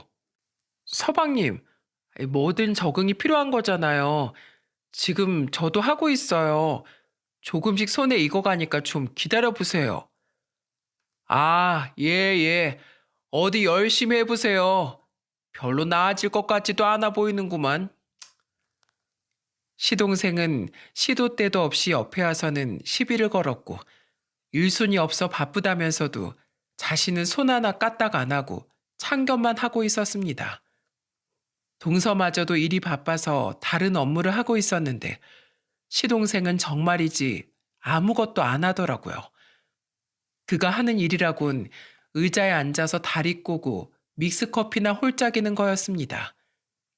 참, 그동안 여기에서 어떤 모습으로 일을 해왔는지 훤히 다 보이던 거 있죠?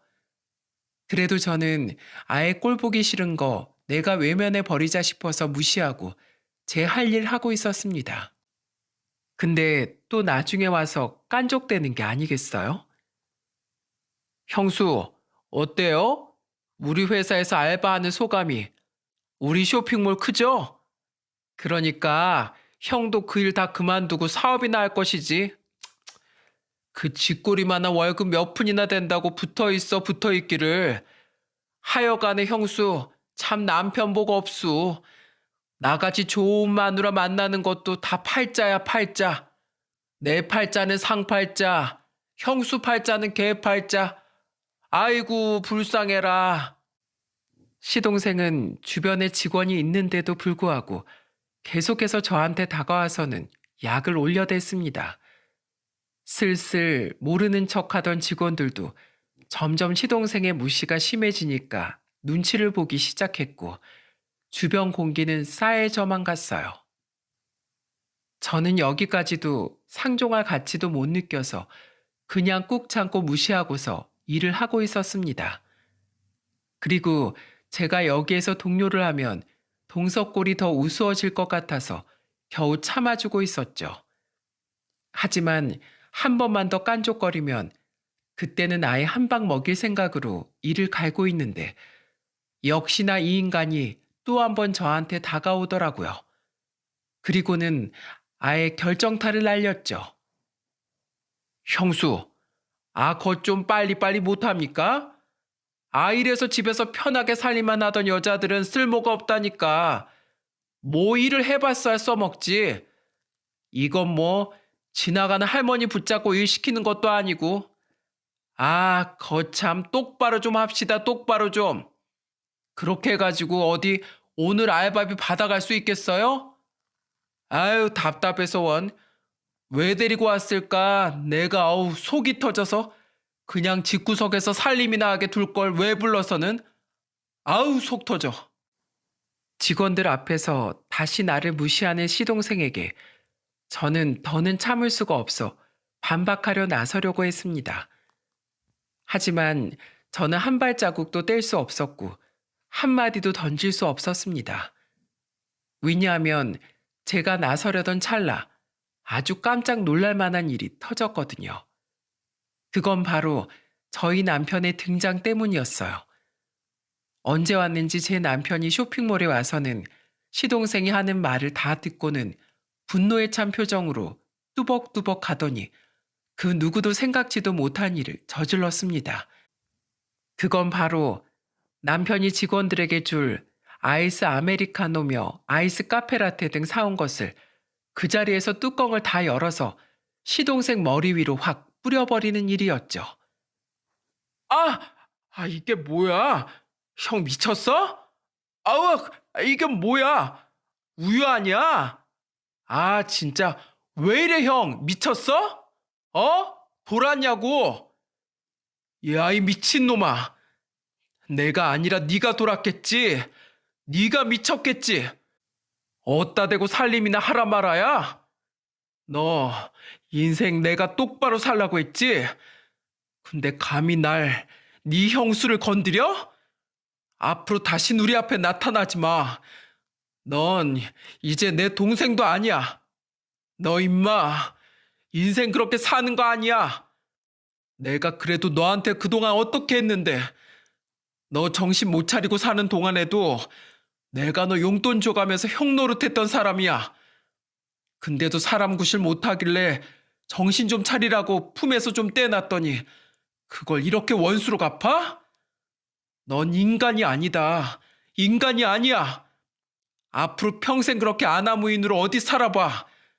다신 찾지 마라, 다신. 난 이제 너 같은 동생 없다.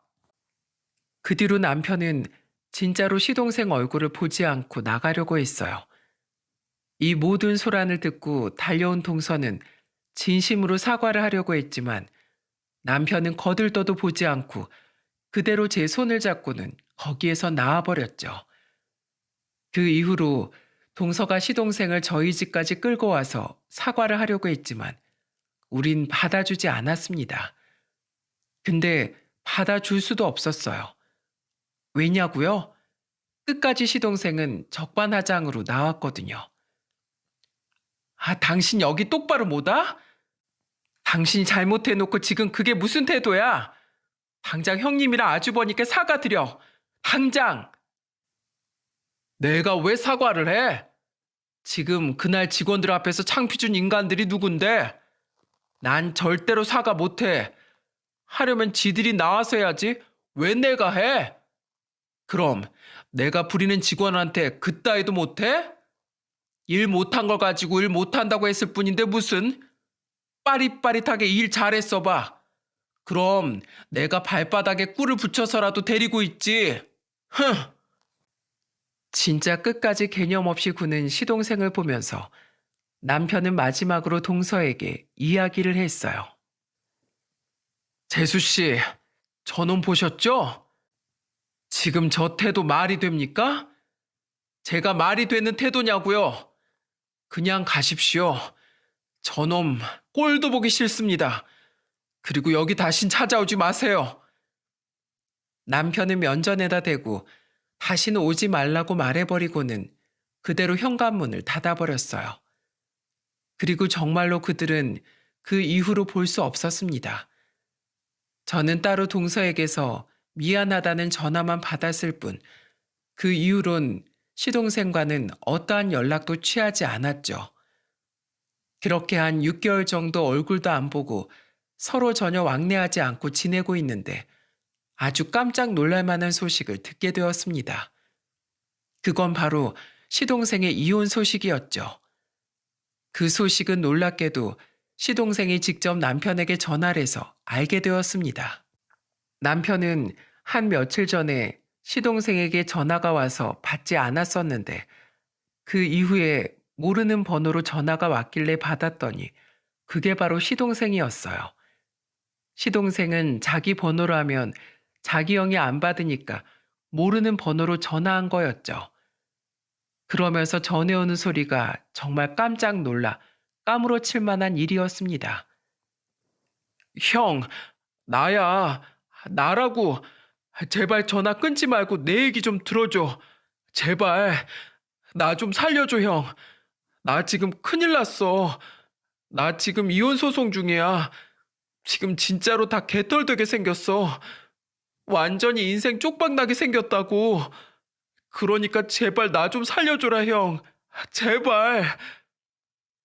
시동생이 애원하며 남편에게 매달리면서 하는 내용들이 아주 가관이었어요. 시동생이 이혼하게 된 이유에 대해서 하나하나 설명을 해주는데 정말 들으면서도 이런 쓰레기가 또 있나 싶더라고요. 알고 봤더니 시동생은 지금까지 그 동선의 쇼핑몰 여자 모델하고 바람이 났던 거였어요. 그 여자와 전국을 돌아다니면서 예쁜 사진을 찍어주려고 돌아다니면서 온갖 바람을 다 피우고 있었던 거였죠. 그러던 와중에 그 여자가 시동생 애를 가지게 되어 바로 시동생에게 이야기를 했는데 시동생이 제대로 뒤통수를 때려버리니 보복을 해버렸던 거였습니다. 시동생은 눈치가 있는 건지 없는 건지 자기가 쓰레기라는 사실을 그대로 들려주고 싶었는지 당시 상황들을 엄청 자세하게 묘사를 해줬어요. 형, 내가 그 여자한테 그랬어. 야, 내가 미쳤다고 네 애 아빠를 해? 당장 네가 알아서 해결해. 어디서 지금 감히 내 옆자리를 넘봐?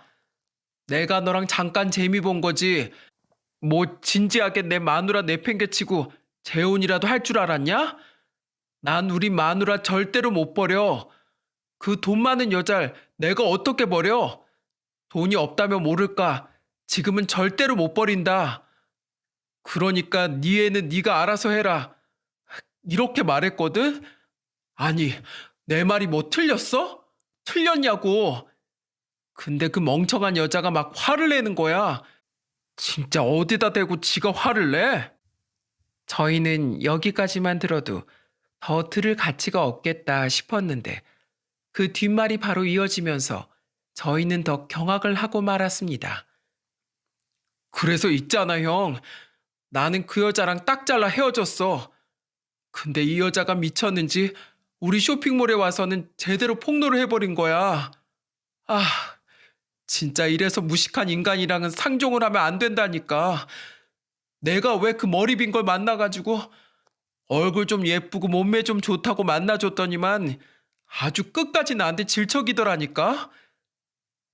저희는 이렇게까지 말을 하는 시동생을 보면서 구역질이나 통화를 할 수가 없었습니다.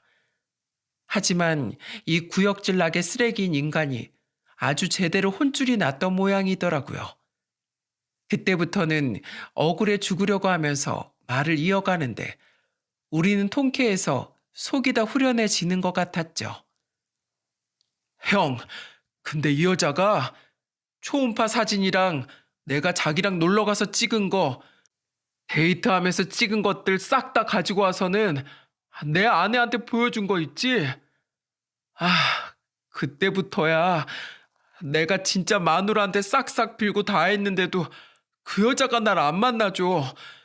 그대로 이혼소장 날려버리는데 나 진짜 큰일 났어, 형. 지금 그 여자가 내 앞으로 위자료 청구하고 양육비까지 물어내라고 하는데 형 알잖아. 내가 돈이 어디 있어. 재산 분할이라도 좀 어떻게 나눠보려고 했는데 나 그것도 거의 못 받는데 나 진짜 빈털털이야, 형. 이대로 완전히 나락으로 떨어지게 생겼다고. 나 어떡해? 나 어떡해, 형. 형, 나 돈 조금만 빌려줘. 진짜로 이번엔 진짜로 갚을게. 내 말 믿어줘, 진짜야, 형. 시동생은 이혼을 당하면서 위자료와 양육비까지 물어줘야 하는 상황이 되었지만 여태껏 동서돈으로만 먹고 살았기 때문에 돈이 한 푼도 없었어요. 그래서 하소연을 하며 남편에게 사정을 이야기하며 도와달라고 했지만 남편은 당연히 외면했습니다. 그리고는 속 시원하게 말해줬죠. 야, 너 꼴 좋다 임마. 내가 너 언젠간 사고 한번 크게 칠 줄 알았어. 네 인생 네가 꼰 거 알아서 풀어. 괜히 엄한 사람한테 매달려서 풀어달라고 하지 말고. 난 더 이상 네 인생에 관여 안 할 거고 전에도 말했다시피 난 너 같은 동생 둔 적 없다. 앞으로 다신 연락하지 말고 네 인생 네 스스로 날아가게 만든 거 축하한다. 내가 봤을 때 넌 아직 한참 더 당해야 돼. 자기 돈도 아닌 걸로 그렇게 요란을 떨더니만 너 그대로 망할 줄 알았다. 혼자 잘 해결해봐라. 남편은 이렇게 한껏 비꼬아주고는 전화를 끊어버렸습니다. 그 뒤로도 불티나게 전화가 왔지만 남편은 아예 받지를 않아버렸어요. 참 어리석은 인간의 끝을 이렇게 보게 된 것이 한편으로는 기가 차기도 하면서 또 한편으로는 세상의 이치가 무섭게 느껴지기도 했죠. 저는 그 뒤로 평소 저를 잘 따르고 함께한 집안의 며느리들로서 같이 의지하면서 잘 지냈던 동서가 걱정되어서 전화를 해봤더니 받더라고요. 그러면서 위로를 한껏 해줬습니다. 그러면서 동서가 시동생의 진짜 최후를 이야기해 주는데 아주 통쾌하기 짝이 없었죠. 시동생은 그 이후로 위자료 3천만 원을 줘야 하는 걸로 판결이 났다고 하더라고요. 재산 분할로 받은 일부 금액도 그 후에 쓸데없는 짓을 해서 거의 날려버렸다고 했어요. 결국 시동생은 완전히 빈털터리로 길거리에 나앉으면서 위자료와 양육비까지 동서에게 줘야 하는데 그것마저 없어서 지금은 거의 막노동 물류센터 상하차 개고생하면서 위자료와 양육비를 조금씩 벌고 있는 듯 하다고 했습니다. 무엇보다 시동생은 동서한테만 돈을 줘야 하는 게 아니라 그 임신을 한 상간녀가 끝까지 애는 낳겠다고 발목을 잡는 데다가 애를 낳게 되면 그 애한테까지 양육비를 줘야 하는 상황이 되어버려서 지금 완전히 초토화가 되어버린 상황이었죠. 무엇보다 그런 상황에서도 끊임없이 동서에게 무진장 매달렸지만 동서가 절대로 받아주지 않았다고 하더라고요. 참 그 끝이 그냥 잔혹하고 초라하게 탈탈 털려버린 시동생이었죠. 하지만 저희는 이런 이야기를 듣고도 전혀 시동생이 불쌍하다거나 안타깝지 않았어요. 왜냐하면 말 그대로 다 자업자득이었거든요. 현재 시동생은 시댁 부모님에게도 외면을 당하고 있는 중입니다. 너무나 충격적인 일을 밖에서 벌이고 다닌 데다가 그렇게까지 혼이 나면서도 정신을 못 차리고 반성의 기미가 없는 것을 보면서 시댁 부모님마저도 아예 외면을 하고 사시더라고요. 그래서 지금은 시동생 혼자서 원룸 방 하나 겨우 구해서 살고 있는 듯 합니다. 우리 가족들은 거기에도 전혀 동요하지 않고 그저 우리 가족들만 생각하며 행복하게 지내고 있는 중이에요. 물론 동서만 가끔 제가 연락을 따로 해서 이제는 서로 친한 언니 동생으로 여기면서 잘 지내고 있는 중이네요. 동서는 여전히 쇼핑몰 운영을 잘 하고 있는 중입니다. 오히려 규모가 더 커져서 지금은 해외까지 사업을 하게 되었다고 하더라고요.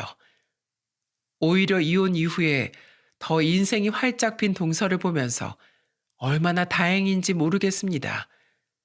저는 여전히 가정주부로 일하면서 요즘은 부업을 조금씩 배우면서 뜨개질로 제 사업을 하나씩 시작해보고 있어요.